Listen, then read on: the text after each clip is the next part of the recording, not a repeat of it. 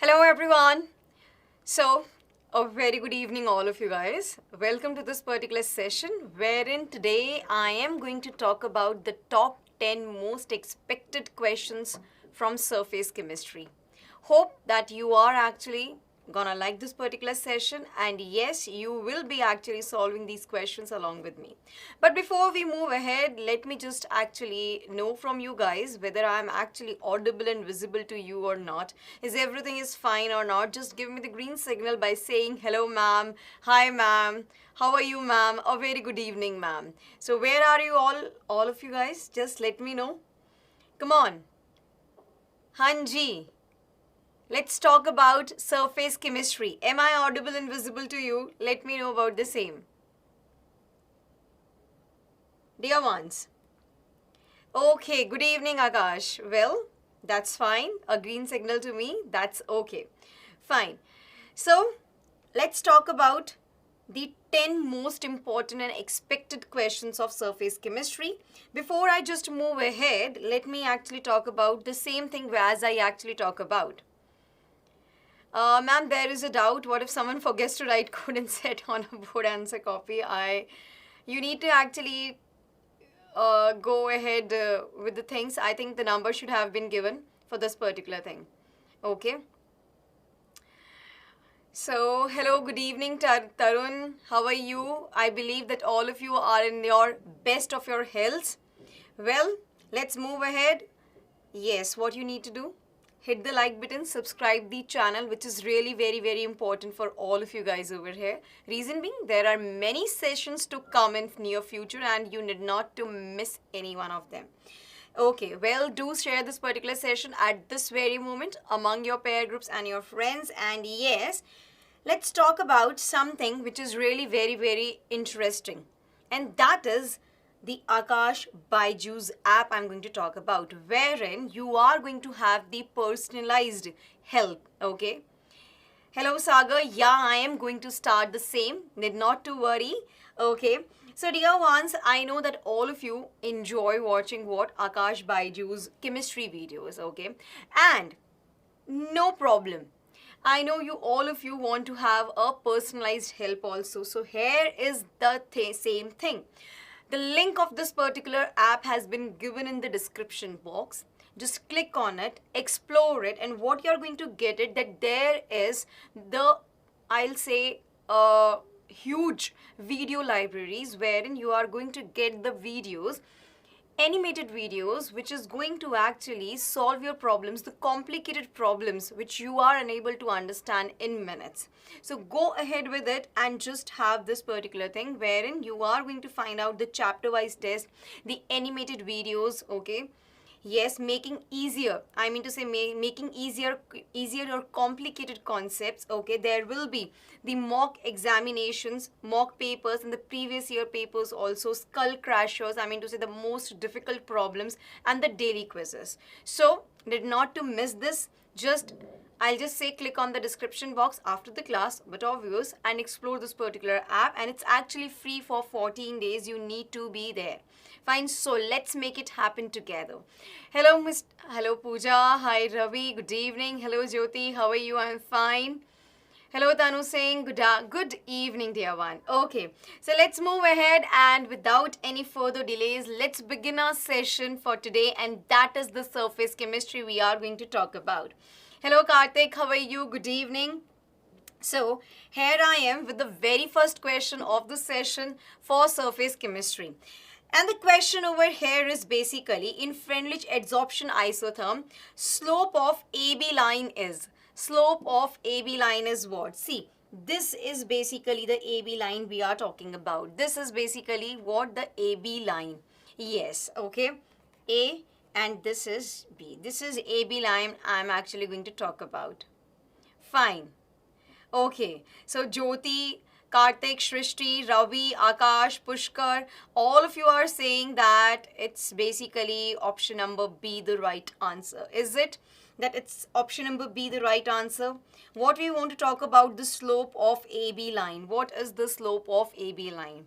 And yes, absolutely fine. The slope of AB line, if I just talk about, is basically 1 upon n with The range of this 1 upon n varying between 0 to 1. Okay.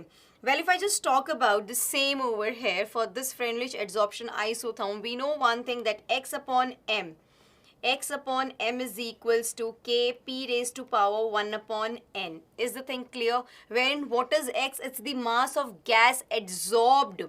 Okay. If I just talk about x upon m, it's basically going to talk about that mass of gas adsorbed on m, mass of adsorbent, fine, where p is the pressure we are going to talk about. And if I just talk about the variation of 1 upon n, it ranges between 0 and 1. 0 and 1. Is the thing clear? So if I just take log on both the sides, log x upon m is equals to log of k plus 1 upon n log of p. So it was very simple, and this is the slope we are going to talk about, because the graph is plotted between log x upon m and log p. So this is 1 upon n, the slope we need to talk about. 1 upon n is the slope. Fine, where 1 upon n, it varies from 0 to 1. That means over here we are going to say that n is greater than 1. Is the thing clear to you? It was very simple. All of you have given the right answer for the question asked for. Yes, it's option number B, the right answer for the question asked for. That's good. Yeah, it's good enough, ma'am. Chaliye, let's move ahead and let's talk about the second question of the session, wherein what we are going to talk about, the most suitable salt which can be used for efficient clotting of blood will be. Most suitable salt which can be used for efficient clotting of blood will be. Ya Tushti, Pushkar, Pooja, Akash, Riddhi, Tanu, Kartik, Jyoti, just let me know the answer of this particular question. So all of you are saying that, ma'am, it's option number A. Vishambar is also saying it's option number A. Riddhi says option number A. Kartik says option number A. Okay, so I will say yes, let's lock option number A. And yes, option number A, if I just talk about, it's absolutely the right answer. Why so? Because if I just talk about blood, blood is what? Blood is basically a negatively charged soul. Okay, if I just talk about blood, blood is negatively charged soul. Blood is what? It is negatively charged soul. Okay. Now what? It actually does not coagulate inside the body due to the presence of what? It's basically known to be as heparin. This blood, it actually do not coagulate in the body. Why? Because of the presence of heparin inside the body. Fine. Now this heparin is what? It is the anticoagulant and has the highest negative charge density. This heparin do have the highest negative charge density. If it is having the highest negative charge density, then what we are going to say, since it is present in blood, makes the blood as negatively charged soul. Is actually clear? Now over here we are going to apply Hardy-Skulls rule. Fine. So what it says, that coagulating power of any coagulating agent is directly proportional to what? The magnitude of its charge. That is what we have learned. Yes, ma'am. So over here, if I just talk about the blood which is negatively charged soul, what we actually want, the most suitable salt which can be used for efficient clotting of blood, it will be the cation with the higher charge. Okay, so the cation with high charge has a higher coagulation power since the blood is negatively charged. So cation, so I'll say cation with high charge, cation with, wait a minute, cation with high charge, cation with high charge has high coagulation power. Cation with high charge has high coagulation power. Yes, according to Hardy-Skulls rule, what I want to say is that coagulating power of any coagulating agent is directly proportional to the magnitude of its charge. Okay, over here it's Fe plus 3, it's Fe plus 2, it's Na positive, and over here we are going to get Mg2 positive. Since blood is negatively charged, so we want a cation with higher charge density. I mean to say higher charge basically. Fine. So cation with higher charge do have high coagulation power. So it's Fe3 positive, which is FeCl3 basically. Fine. So more the positive charge, more effective is the coagulation. Therefore, FeCl3 is the most suitable for efficient clotting of the blood. Option number A, as you all said, is the right answer for the question asked for. Absolutely right. Okay, ma'am. Chaliye, let's move ahead on to the third question of this session.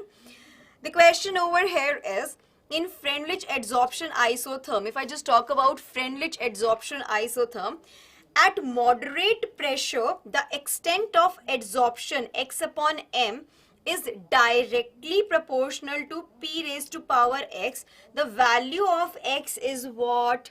What's the value of x? Wow, very good dear ones. You know what I feel is कि आज का session ना बहुत जल्दी close करने वाले हैं. Reason being, all of you are actually getting pro in surface chemistry. You all are pro in surface chemistry, isn't it? Yes, ma'am. You have revised very nicely because you are actually giving me the right answer. Sujal, Ravi, Vishambar, Jyoti, Tushti, Mohit, Ravi, everyone, Akash, have given me the right answer for the question asked for. The value of x over here for the moderate pressure range, it will be option number D. That's absolutely the right answer. बिल्कुल सही जवाब है. Yes. How come, ma'am? ठीक है. If I just talk about the Freundlich adsorption isotherm, so over here, what we actually see is, okay, so this is x upon m we are having, okay, and over here it's the pressure we do have. So initially, if I just talk about, okay, there is a straight line that is passing through the origin. Fine. So at low pressure, the graph is actually nearly straight and sloping. So what happens is, it's kind of like this. Fine. And then if I just talk about, it's kind of like this. Okay. And like this. Is the thing clear to you? Yes. So at low pressure, if I just talk about, what actually happens, basically what we see, there is a straight line passing through the origin, okay? And if I just talk about low pressure, then I just talk about low pressure, the value of n is equals to 1, okay? Wherein x upon m is directly proportional to p over here. Fine. Over here at high pressure, if I just talk about high pressure, when I just talk about high pressure, what we actually see at high pressure, just let me know. At high pressure, we see that x upon m is independent of pressure. Why so? What's the reason? Because at higher pressure, what actually we see is that n is equals to 0 basically. So x upon m is equals to k p raised to power 1 upon 0. So it's basically, no, n is equals to, if I just talk about, wait a minute, if I just talk over here, n is equals to infinity, not 0. Yeah, that's absolutely right. Karthik ne bilkul sahi bola. It's actually the saturation. So n is equals to infinity. So k p raised to power 1 upon infinity. So it's k p raised to power 0. So at a higher pressure, x upon m, this particular thing, if I just talk about, fine, it is independent of pressure. Absolutely right, Karthik. आपने बिल्कुल सही जवाब दिया. So at higher pressure, x upon m becomes independent of the value of the p pressure.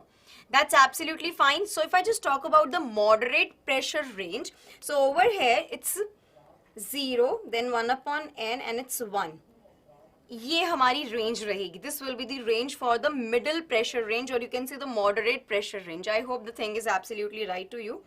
So over here, what I want to say, the value of x is 1 upon n, absolutely right. हाँ जी, समझ में आ गया. वैसे समझ में तो आप लोगों को पहले ही आ गया था. Reason being, आप सभी ने बिल्कुल सही जवाब दिया. That's absolutely good.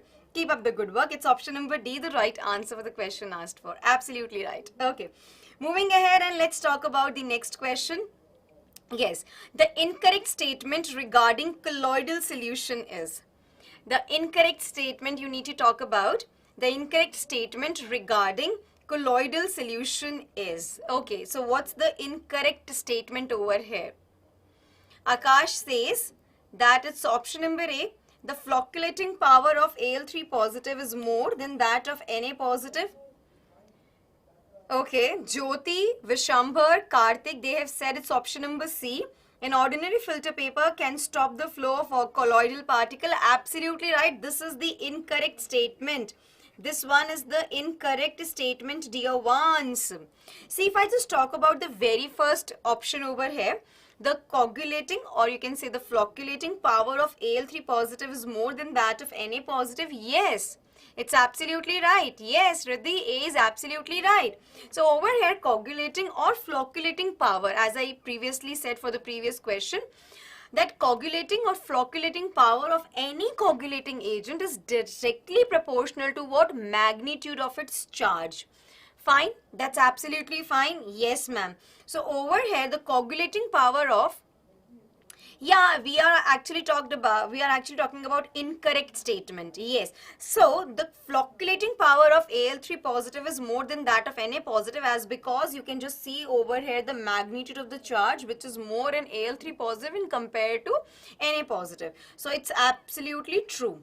Talking about the next statement, a colloidal solution shows Brownian motion of colloidal particles. Absolutely right.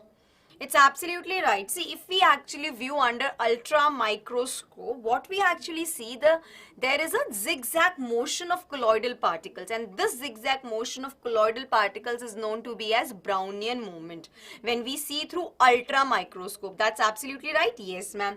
So Brownian movement of particles does not depend on basically what? The nature of colloidal particles, but they do depend on size of the particles, viscosity of the medium. Yes. We use ultrafiltration by modifying filter paper. Absolutely right. बिल्कुल सही बोला. Talking about option number C, so ordinary filter paper cannot stop the flow of colloidal particles. It's basically the ultra filter paper, as said by Karthik. It is actually required to just stop the flow of colloidal particles. Ultra filtration. Yes, absolutely right. So B is true and C is incorrect. That is what we want. Option number C is right. The D statement, it's a very famous statement.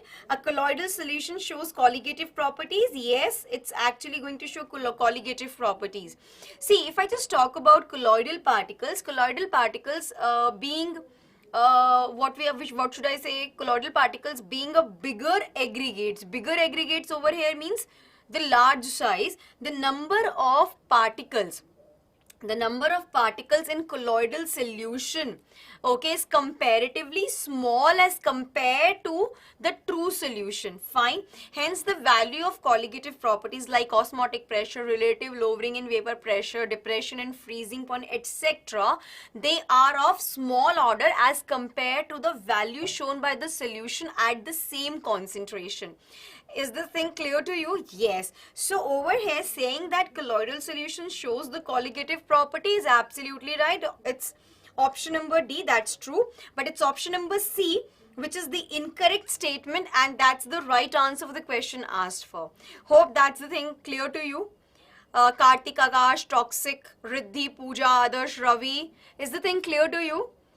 Is the things making sense to you? Are you actually being with me over here? Is there any doubt? Okay, fine. So, chale aage badhe.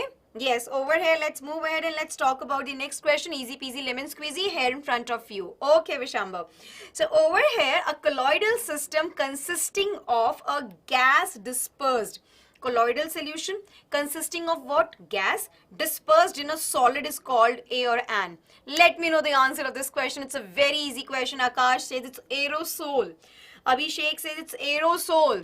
All of you are saying it's aerosol. Is the thing clear? क्या ये सही जवाब आप दे रहे हैं मुझको? We over here are talking about a gas that is dispersed in a solid. Karthik, Toxic, Sujal, Ravi, Riddhi, Akash, Abhishek, all of you are actually pointing to option number A. If I just talk about aerosol, it's basically a colloidal dispersion of solid or liquid particles in a gas. Colloidal dispersion of what? Colloidal dispersion of solid or liquid particles in a gas is known to be as aerosol. Again, I'm repeating, colloidal dispersion of what? Solid or liquid particles in gas is aerosol. The ones who have said that option number A is right is absolutely wrong, my dear one. The gas dispersed in solid. Have you seen the pumic stone? the one which we actually scrub onto our body? Have you seen the pumic stone? So that is a solid sole we are actually talking about. Option number C is the right answer. Talking about foam. If I just talk about foam, it's basically the colloidal solution of gas in liquid. Okay? Colloidal solution of what? Colloidal solution of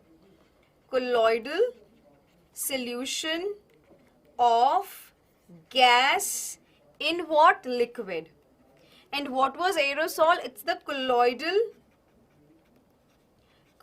solution, okay, of solid or liquid, colloidal solution of solid or liquid particles in gas, okay. Solid sole, as I actually told you, yes, it floats on water. Absolutely right, Abhishek. That's absolutely right. Talking about gel. What is gel? It's a colloidal solution of what? Gel is colloidal solution of what? Can you tell me? It's a colloidal solution of a liquid that is dispersed in solid. Okay, colloidal solution of liquid in solid. Is the thing clear? Yes, ma'am. So over here, our answer for this particular question will be solid sole. Yes. Hello, Mr. Murthy. Good evening. Welcome to the class. Yes, absolutely right.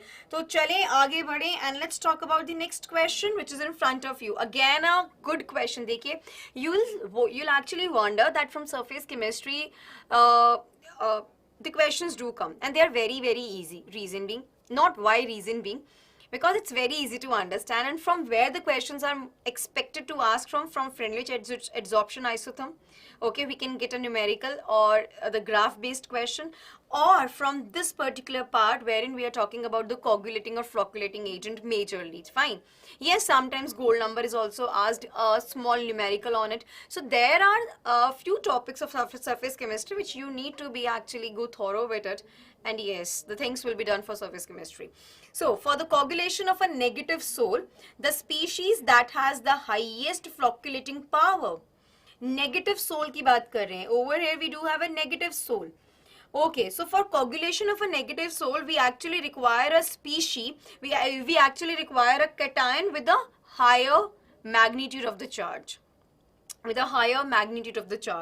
Okay, so higher cation, we require a cation with higher magnitude of the charge. So over here, B and C are out of the race. We are left with Ba2 positive and Na positive, and between Ba2 positive and Na positive, it's Ba2 positive having the higher magnitude of the charge. So option number A is absolutely right.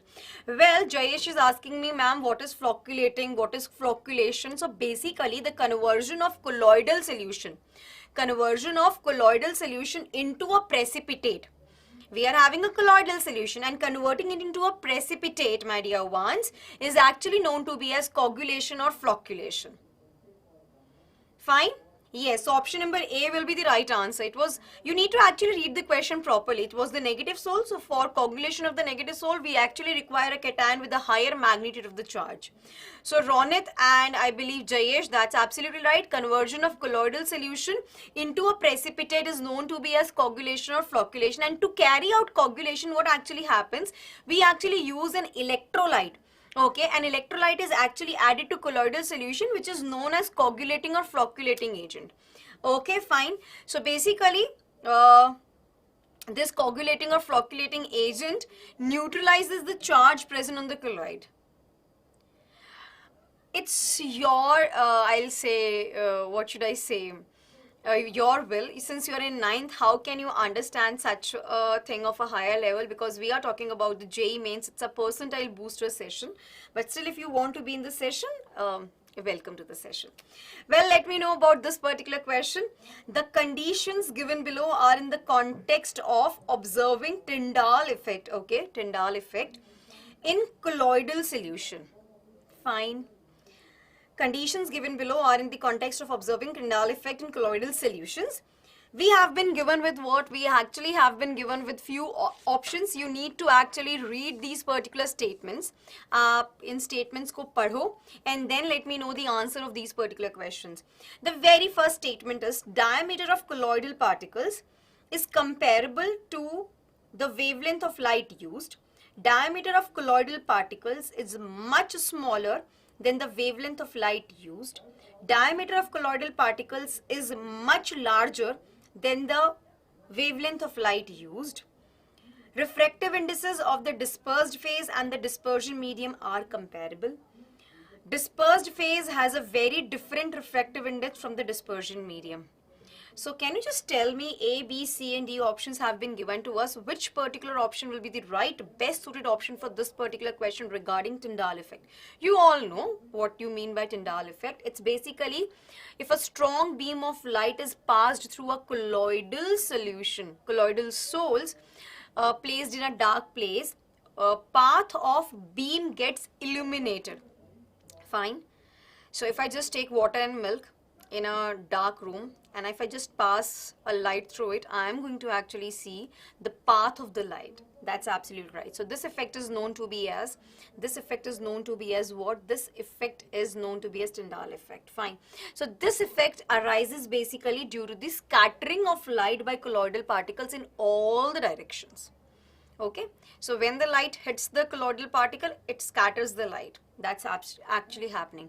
So scattering of light illuminates what? The path of beam in the colloidal dispersion.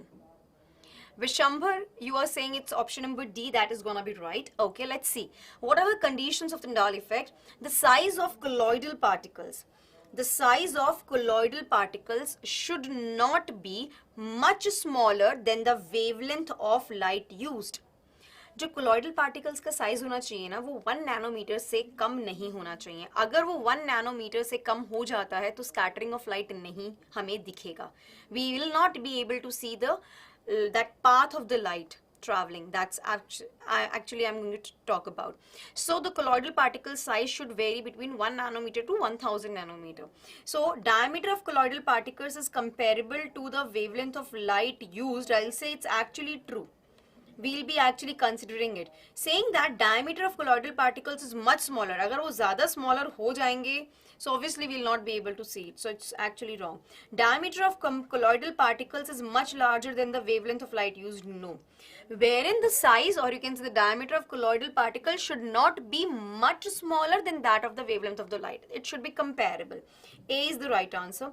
Refractive index, if I just talk about the refractive index, okay, of dispersed phase. If I just talk about the refractive index of the dispersed phase, okay, and the dispersion medium, they should have appreciable difference to observe the Tyndall effect. So it's option number D that is actually right. Dispersed phase has a very different refractive index from the dispersion medium. So we are going to mark it's option D, that is actually the right answer. You need to go ahead with this particular thing. You have to go with this only. These were the two conditions and which have been projected over here. It's option number D. A and E are the right answers. Hope you have got the things which I want to make you understand with. Okay, clear? चलिए आगे बढ़े. And here in a good question. ये question generally पूछा जाता है. मैं सही बता रही हूँ. ये question it is actually asked. It's not that कि अभी phase 1 जो होने वाला है JEE Mains का उसमें एक इस तरह का question आएगा. It can come in. It may come or it may not be. Okay, that depends. But yeah, it's a good question. When silver nitrate solution is added to potassium iodide. When silver nitrate solution is added to potassium iodide, okay, then the Sol produced is what? Okay, so over here, if I just talk about, now when silver nitrate is added to excess of Ki, basically, AgI gets precipitated out. It's the AgI that gets precipitated out. It's solid, it gets precipitated out, plus AgNO3, and it's aqueous over here. Fine. So the precipitate of silver iodide, this particular precipitate of silver iodide I'm going to talk about. Fine. It absorbs the iodide ion. Why? Because this Ki is in excess. Okay. If that's the case, so it's the AgI precipitation. Okay. The precipitate of silver iodide, it actually absorbs what? It actually absorbs the iodide ions. It absorbs the iodide ion. I'm talking about the common ions over here. Moreover, Ki was present. Ki is actually present in excess. Okay, that's absolutely cool. Yes, man, that's absolutely cool. So the precipitate of silver iodide adsorb iodide ion from the dispersion medium and negatively charged colloidal soul is actually formed, which looks like this. So I'll mark it's option number D the right answer. It's option number D the right answer. Okay, see, we were actually having in excess Ki. So the common ion is going to adsorb. So the common ion is going to get adsorbed on this AgI precipitate, and that is iodide. So it's AgI oblique I negative. D is the right answer. So moving ahead, and let's talk about this particular question, a good question in front of you. Hanji, we are left with 2 more questions to go ahead. So how you are feeling? Very soon we have finished our session. We actually have finished our session very soon. Okay? Yes. Hope there is no doubt till now whatever we have discussed. Jayesh, Akash, Riddhi, Kartik, Vishambar. Yeah, so it's Akash who says it's option number D. Akash, how are you saying it's option number D? Will there be a straight line? Will there be a straight line? Okay. There won't be a straight line, Akash. Fine. There won't be the straight line. So Vishambar कह रहे हैं अगर Ki को हम add करते AgNO3 में, so AgNO3 would have been in excess. So it's AgI that is going to adsorb the excess. I mean to say, if it's AgNO3, it is in excess present, having a precipitate AgI, so AgI is going to adsorb what? Ag positive. Okay, so B and D तो purely wrong है. Reason being, straight lines तो नहीं आएगा. We have studied about this particular Freundlich adsorption isotherm. Okay, now we want to talk about something better. See, select the graph that correctly describes the adsorption isotherm at 2 temperatures T1 and T2, wherein T1 is greater than T2 for a gas. X is what? Mass of the gas adsorbed, M is the mass of the adsorbent, and P is the pressure over here. Okay, so for this I just want to talk about one thing. Okay, so it's X upon M we are having with us over here, and it's P the pressure over here on x-axis. So it's the amount of gas adsorbed per gram of adsorbent. X upon M is what? It's the amount of gas adsorbed per gram of adsorbent. Okay, hope I know all of you have actually said the right answer. Increase in temperature decreases the adsorption. Absolutely right. Absolutely right. So this is our T1. Okay. And this is our T2. Yes, absolutely right. Okay. So if I just talk about for physical adsorption of the gases. If I just talk about the physical adsorption of the gases. So on increasing the temperature, adsorption decreases. Fine.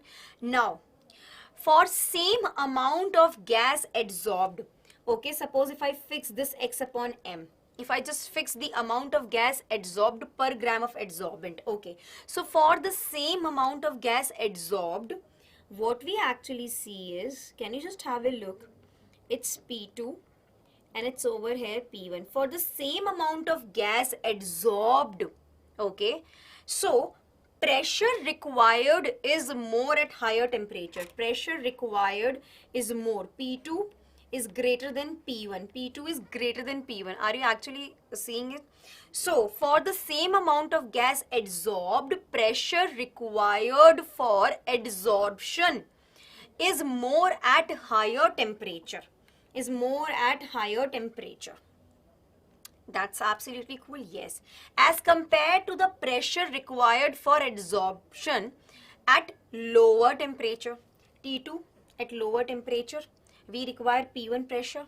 Come amount of pressure चाहिए. Okay. ऐसे ही हम अगर एक बात करें, at a fixed, if I just change the pen and just talk, at the fixed, if I just fix the pressure, if I just fixed the pressure, I fixed the pressure over here. So at a fixed pressure, there is actually decrease in physical adsorption with increase in temperature. Okay, so at T1 temperature, we are actually having this, and at T2 temperature at this. So at T2 temperature, when the temperature was less, when the temperature was low, the adsorption was more. When the temperature is more, the adsorption is less. So at a fixed pressure, what we are saying that there is decrease in physical adsorption with increase in temperature. Hope you have got my point. Now this particular curve indicates that adsorption, it actually increases with increase in the pressure at constant temperature. At constant temperature. Are you getting the things out? Okay, and it actually decreases with increase of temperature. So adsorption, physical adsorption, it decreases with increase of temperature. That is what I want to point out. So over here it's option number A, the right answer for the question asked for. समझ में आया? आकाश, कुछ के आप गलत answers दे रहे हैं. I do accept this thing particularly. Question को ध्यान से पढ़िए. Hope it's absolutely now clear to you. Akash, it's now clear. Kartik, Abhishek, Srishti, okay, Vishwakarma, Swati. Okay, fine. Moving ahead and let's talk about the last question of the session over here. Let's go ahead. Carbon dioxide gas, it adsorbs on charcoal following Freundlich adsorption isotherm. For a given amount of charcoal, the mass of carbon dioxide adsorbed, for a given amount of charcoal, the mass of carbon dioxide adsorbed becomes 64 times when the pressure of carbon dioxide is doubled. So जब हम pressure को double करते हैं, then the mass of carbon dioxide which is adsorbed on the adsorbent, it becomes 64 times. The value of N in the Freundlich adsorption isotherm equation. The value of N in the Freundlich isotherm equation is X into 10 raised to power minus 2. Now what is the value of X? We need to talk about the same. So go ahead with this particular question. Yes. So what we know, according to Freundlich adsorption isotherm, X upon M. What is X upon M? It's the amount of gas adsorbed per gram of adsorbent. And we know that it is equals to Kp raised to power 1 upon N. Okay, point it as 1 over here. Now when the pressure is doubled, when pressure is doubled, what we are going to do is, it becomes mass of carbon dioxide adsorbed becomes 64 times. So is 64 X upon M. Can I write it like this? Yes, ma'am, which is equals to K twice of P raised to power 1 upon N. Clear? Okay, point it as second equation. Dividing equation 2 by 1. I am dividing equation 2 by 1. So it will be 64 X upon M divided by X upon M. So X upon M cancels out with each other. So we are only left with 64. So 64 will be equals to 2P raised to power 1 upon N upon P raised to power 1 upon N. So it becomes 2 raised to power 1 upon N. Okay. So if I just talk about 64 is equals to 2 raised to power 1 upon N. 1 upon N. Wait a minute. I'm just going to do it ahead. No, Mr. Sinha, absolutely not. Absolutely not. Bilkul bhi nahi. It's actually the numerical I'm going to solve over here. Fine. So over here, if I just talk about 1 upon N. So 64 is basically 2 raised to power 6 over here. Okay. So 1 upon N is equals to 6. So what will be N? N is equals to what? 1 upon 6. When you solve this out, you're going to get the answer as 16.67 into 10 raised to power minus 2. Okay, which tends to be 17 into 10 raised to power minus 2 approximately. We can actually going to find it out. Fine. Okay, done. So it was a basic numerical. You need to solve this out. Okay, go ahead with it. Simplify it and you'll get the answer as 17. So the value of X basically is equals to 17 over here. Okay, any doubt over here? I don't believe there won't be any doubt now for these questions. So we are done with today's session, dear ones, and thank you so much for your cooperations. We actually brought to you only 10 questions, top 10 most important questions of surface chemistry. Hope you have actually understood over here. Well, the upcoming session is of percentile booster again, the mathematics, sharply at 6:30 p.m. So don't miss that particular session. I'm going to meet you on the coming Sunday with a marathon series for chemistry, wherein we'll be dealing with all the type of the questions from physical, organic and inorganic, a merger of all the three subjects, okay, for chemistry. So go ahead with it. Be there on Sunday sharply at 12 p.m. I'll be with you. Okay, so bye bye dear ones, and thank you so much for your cooperation. Thank you so much. Bye bye.